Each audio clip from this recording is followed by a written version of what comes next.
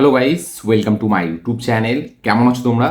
এখন আমরা কথা বলবো হচ্ছে বেশ কয়েকটি লেটেস্ট আপডেটস নিয়ে। অল্প কিছু আপডেটস থাকবে, ঠিক আছে, এবং কয়েকদিন ধরে আমি আপডেট ভিডিও বানাইনি, কারণ কয়েকদিন ধরে অতটা ভিডিও বানাচ্ছিলাম না। তো এর মধ্যে যে আপডেটগুলো আছে একদম লেটেস্ট আপডেট আছে এবং বেশ কমই আছে আপডেট, বাট খুব ইন্টারেস্টিং আপডেট আছে। তো চলো ভিডিওটা শুরু করা যাক। প্রথম আপডেট হচ্ছে সালমান খানকে নিয়ে, এবং আজকের বেশ কয়েকটা আপডেট কিন্তু ভাইজানকে নিয়েই আছে। তো প্রথম আপডেট হচ্ছে সালমান খান এবং ভামসি প্যাডিপেলি, যেটা তার নেক্সট কোল্যাবের ফিল্ম হতে চলেছে। 2027 ঈদের সময় রিলিজ করবে, যেটার মুহূর্ত অলরেডি হয়ে গেছে, শুটিং অলরেডি চলছে। এই ফিল্মে নয়নতারাকে আমরা লিড চরিত্রে দেখতে পাবো, ফিমেল লিড হিসাবে। তো এই ফিল্মে হিরো তো সালমান খান আছে, আমরা সকলে জানি, বাট এই ফিল্মের ভিলেন কে হবে? তো ভিলেন নিয়ে কথাবার্তা হচ্ছে, ঠিক আছে, এবং যে দুটো নাম উঠে আসছে সেগুলো কিন্তু খুবই ইন্টারেস্টিং নাম। একটা হচ্ছে রিসেন্টলি ধুরন্ধরের পর ভাইরাল হওয়া অ্যাক্টর, যার নাম হচ্ছে অক্ষয় খান্না।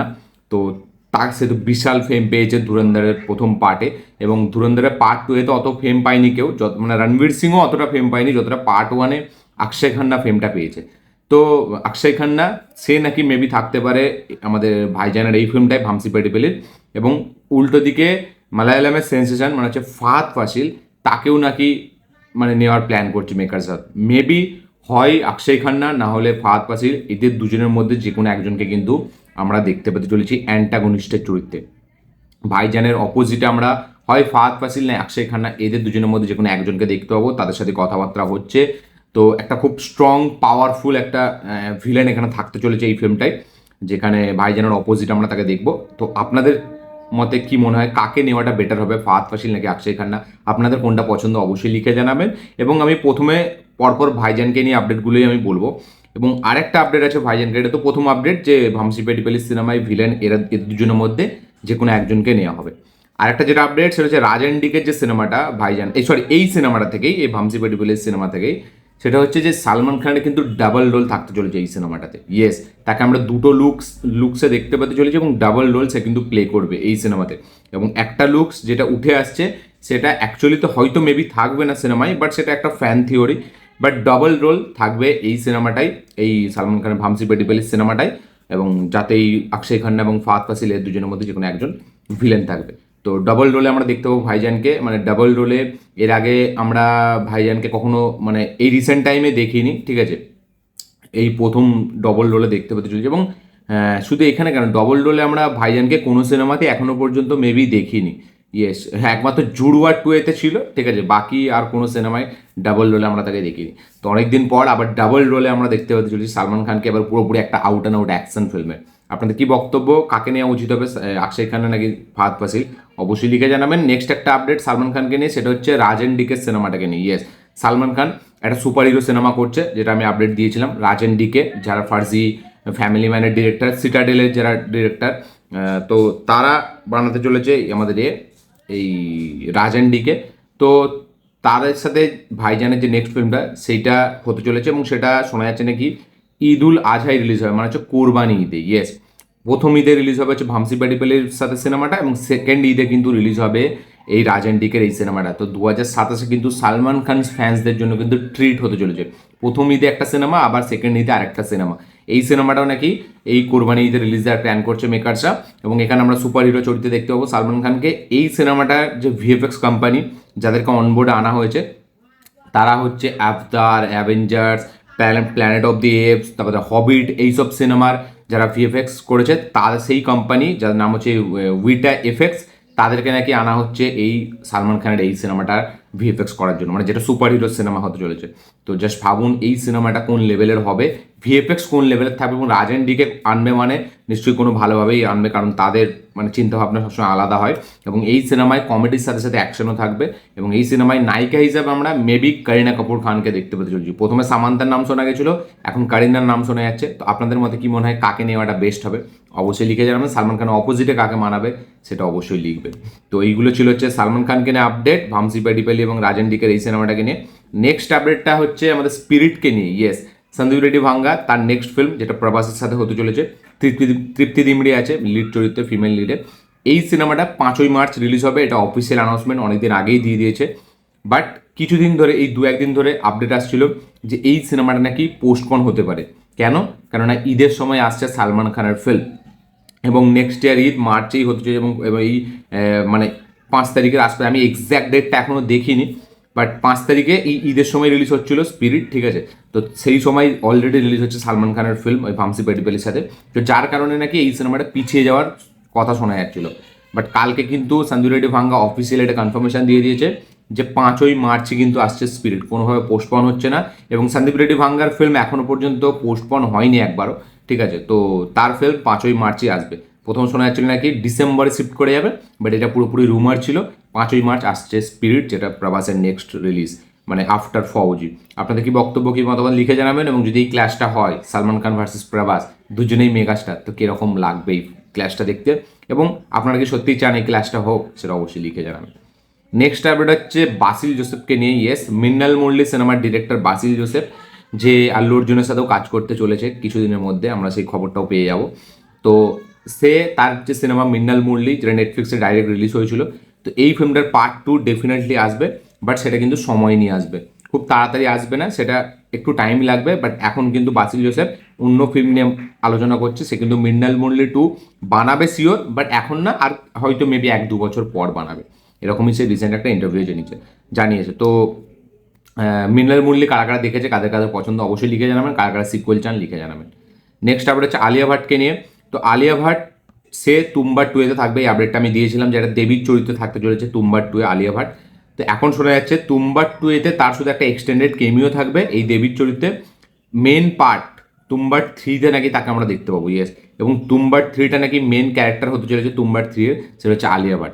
প্রথম পার্টে তাকে সেট আপ করবে, মানে এই সেকেন্ড পার্টে যেটা আসবে, এবং থার্ড পার্টে তার ফুল ফ্লেজ সেই অ্যাজ এ লিড থাকতে চলেছে। তো তুম্বারে মানে বলা যায় কাইন্ড অফ অলরেডি ইন হয়ে গেছে আলিয়া ভাট, এবং আলিয়া ভাট 20 দিনের সময় দিয়েছে এই শুটিংয়ের জন্য, এই যেটা এক্সটেন্ডেড কেমিও হবে।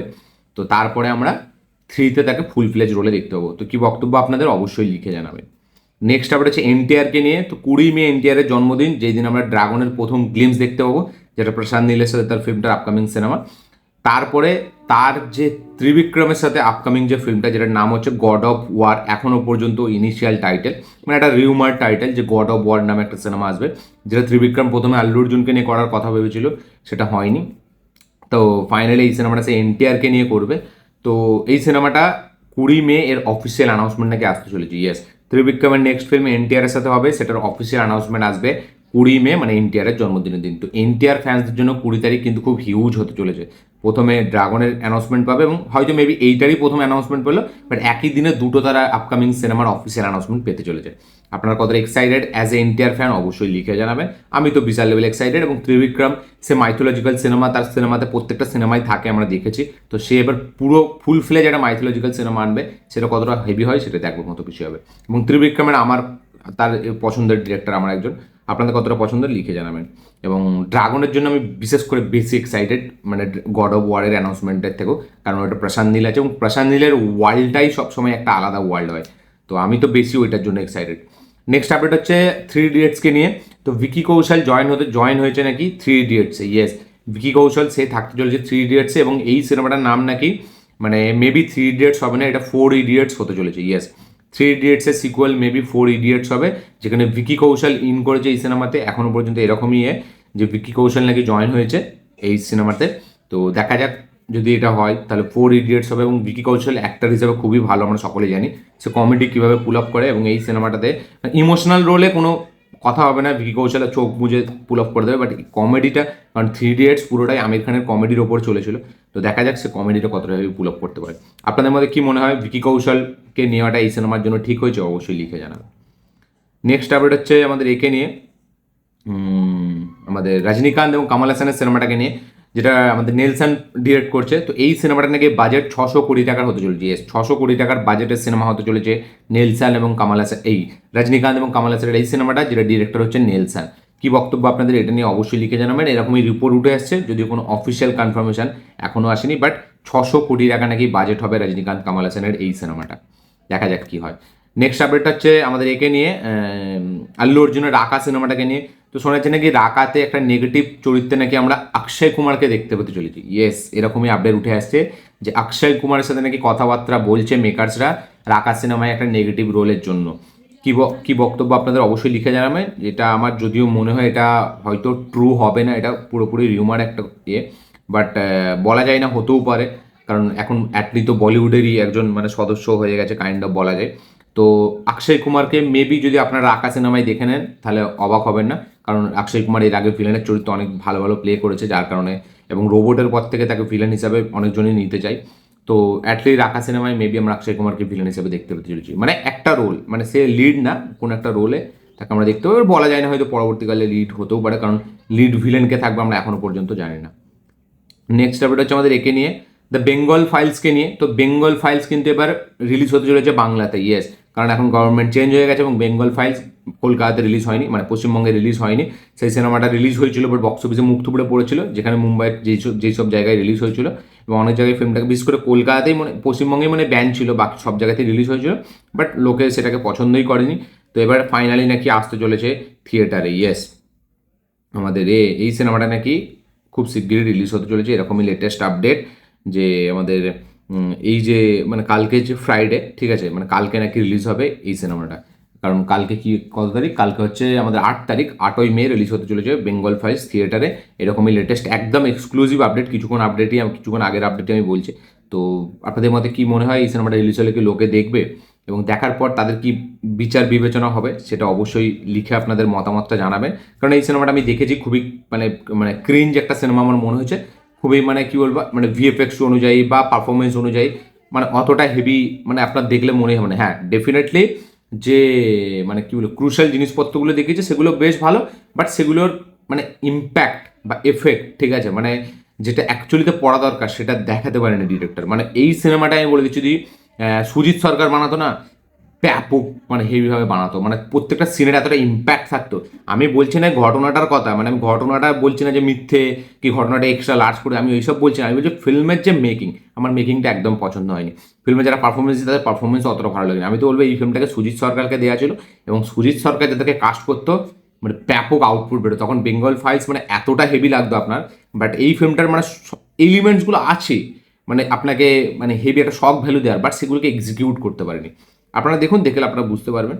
তো নেক্সট এবং লাস্ট যেটা আপডেট সেটা হচ্ছে আমাদের হলিউড থেকে। তো প্ল্যানেট অফ দি এপসের নতুন একটা ফিল্ম আসতে চলেছে, যেই ফিল্মটার ডিরেক্টর বা রাইটার হতে চলেছে আমাদের এই ফ্যান্টাস্টিক ফোর ফার্স্ট স্টেপসের, যেটা ফ্যান্টাস্টিক ফোরের যে নতুন সিনেমাটা বেরোলো তার যে রাইটার ডিরেক্টর, সে নাকি থাকতে চলেছে এই সিনেমাটার রাইটার এবার ডিরেক্টর হিসাবে, ইয়েস। প্ল্যানেট অফ দি এপসের নতুন মুভি আসছে, যেই ফিল্মটার কাজ অলরেডি চালু হয়ে গেছে, ফ্যান্টাস্টিক ফোরের ডিরেক্টর এবং রাইটার সে নাকি থাকতে চলেছে এই সিনেমাটাতে। আপনাদের কি বক্তব্য, কি মতামত, কি রিয়াকশন অবশ্যই লিখে জানাবেন। প্ল্যানেট অফ দি এপস কাদের কাদের পছন্দ অবশ্যই লিখে জানাবেন। তো এই ছিল আজকে টোটাল আপডেট, ইন্ডিয়ান এবং ইন্টারন্যাশনাল আপডেট, এবং এই আপডেটগুলোর জন্য আপনাদের কি বক্তব্য, কি মতামত, কি রিয়াকশন অবশ্যই কমেন্টে লিখে জানাবেন। তো কোন আপডেটটা নিয়ে বেশি আপনারা এক্সাইটেড অবশ্যই লিখবেন। দেখা হচ্ছে পরের ভিডিওতে, ততক্ষণের জন্য বাই।